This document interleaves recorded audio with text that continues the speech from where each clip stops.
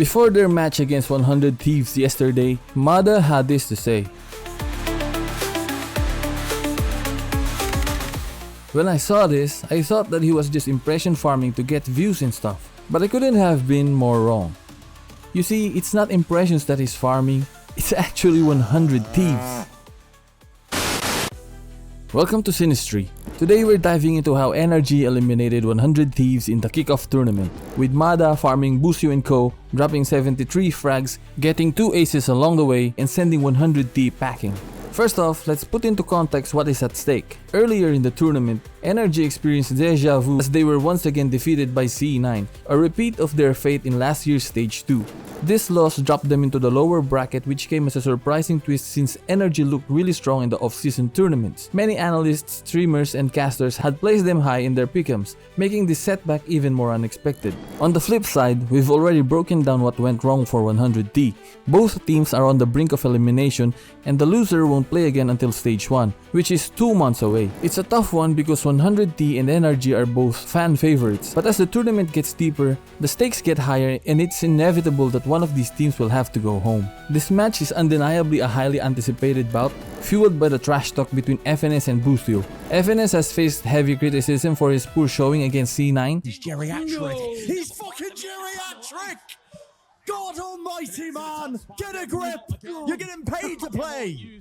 And boostio wasted no time adding fuel to the fire with his sharp insults. Now it's time to see who will have the last laugh. Before we get into the Mada mania, let's start with map 1 on Lotus. The first half was a tight back and forth, with both teams trading rounds and keeping the score close. 100T came out strong, but NRG's solid rotations and individual plays kept them in the game. Despite some momentum shifts, neither team could pull away and the half ended in a 6-6 tie, setting up an intense second half. At the start of the second half, 100 Thieves came out swinging, winning 3 consecutive rounds and ultimately extending their lead 11-7. It looked like NRG had completely lost their momentum. However, in round 19, Verno made a statement in C main, picking off 3 players and refusing to let 100T run away with the win. Right in. This is the first time Verno has actually presented himself. Despite his efforts, 100T still managed to reach map point at 12-9. But just when it seemed over, NRG dug deep and clawed their way back, forcing the game into overtime. In the first round of overtime, NRG had a golden opportunity to take the lead in a 2 versus 2 situation. However, Verno was forced to plant the spike in a tough spot, limiting their ability to effectively play off each other. Good for it as we're in these rounds. An aftershock miss, so we have a 2v2, but isolated fights. Util's out. There's a flash for Verno. Contact onto Cryo. Cryo has metal, so they could double swing in. Oh, the timing, how somehow... This gave 100T the opening they needed to sprint onto the site. While Verno managed to secure 1 kill, he was quickly traded out, leaving FNS in a 1v1 versus Cryo. FNS found himself in an awkward position with no clear idea of Cryo's next move. This allowed Cryo to outplay him by just simply sticking the defuse. He's gonna stick it! Oh my god, he gets it!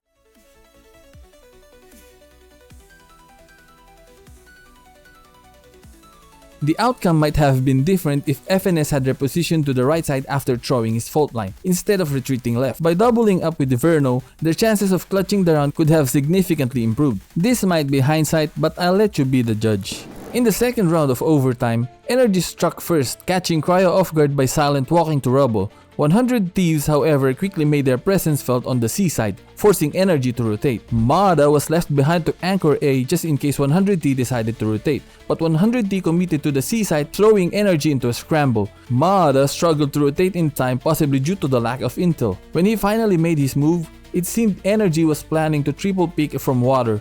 Unfortunately, Mada was a split second late, which cost them, as some paid the price. From there, 100T cleaned up and secured the win, taking map 1. Although Mada top frag on map 1, it was on NRG's map pick of Pearl where he truly began to shine. But more on that later. Like map 1, Pearl was a back and forth battle, with neither team giving an inch. This is such a funny moment from round 8 I had to insert it in. This is insane. Stop it. The half wrapped up with NRG holding a slight advantage 7-5. In the second half, NRG slowly began to pull away.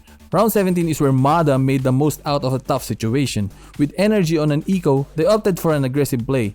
Verno was left to anchor A while the rest of the team pushed B long. Thanks to his team's utility, Mada was able to take out Asuna and grab his Phantom. 100 Thieves rotated to A and they quickly sniffed out Verno, allowing them to get an easy plant. As the spike went down, 100 Thieves might have thought that they had a chance for a potential to do the funniest thing ever moment. I'm not sure what the call was, but it seemed like they tried to overwhelm the players holding secret, assuming only one rifle was left at best. The problem was they ran right into their own razor vines, and that made the situation worse. In an unexpected twist, the trio of EU, Sander and Boostio couldn't deal any serious damage and got wiped by Mada. Cryo tried his best to hold strong, but he was overwhelmed, and Mada finished the round with an ace. Honestly, I don't understand why 100T made that call. If anyone has some insight, feel free to drop your thoughts in the comments. EU managed to stem the bleeding with his own ace, but What a good stall. One kill, almost a second one spammed through the wall. It's gonna be another one from EU as he looks for a fourth kill. The jump, possibly the ace coming in from... But NRG wasn't about to let this map slip away. Some executed a sneaky fast flank. Some, you are disgusting. He does it again. Few more. FNS and the team feel like they just have to finish this stranglehold. And despite 100T's best efforts to extend the rounds, they couldn't hold on. NRG sealed the deal and closed out the map. The final map of the match was Bind, and Mada continued his farming ways with multiple multi-kills in the early rounds. NRG dominated with 4 straight wins, but 100 Thieves quickly bounced back, narrowing the gap 4-3. From there, it was another back and forth battle, and the half ended with both teams tied at 6. Mada's farming continued in the second half as he secured an ace in round 13. He has. Look at these kills. It was a labored fight at the very beginning, but everything else, clean shots, one taps, silenced. With another 1v2. Oh my gosh. More gift cards? Yeah. Oh my god! Oh! After that, NRG started to pull away, with 100 Thieves getting as close as 11-9, but NRG ultimately sealed the win. With NRG set to face Crew next, it's safe to say Crew and probably other teams are taking notes, likely preparing to heavily anti-strat NRG's duelist heavy sets. But a wild card we shouldn't overlook on this NRG roster is the other rookie, Verno.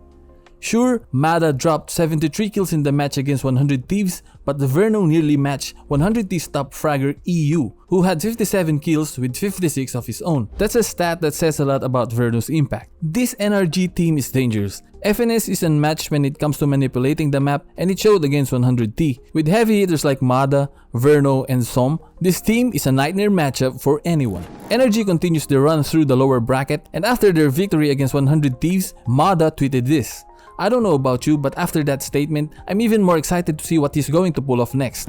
On the other hand, Nadeshot, the owner of 100 Thieves, didn't hold back in his latest tweet after the loss. These are some heavy words coming from the man at the top, and they carry an unmistakable undertone. Change is on the horizon for 100 Thieves. Whether it's roster moves, a shift in strategy, or something more drastic, it's clear that the current approach just isn't cutting it.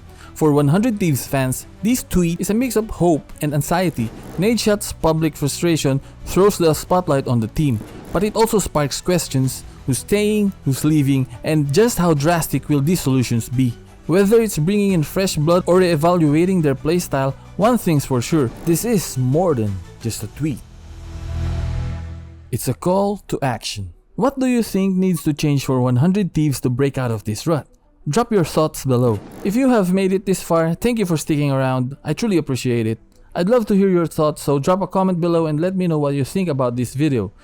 Your takes and feedback mean the world to me and help make every video on this channel better than the last. So that's all for now, and I hope to see you on the next one.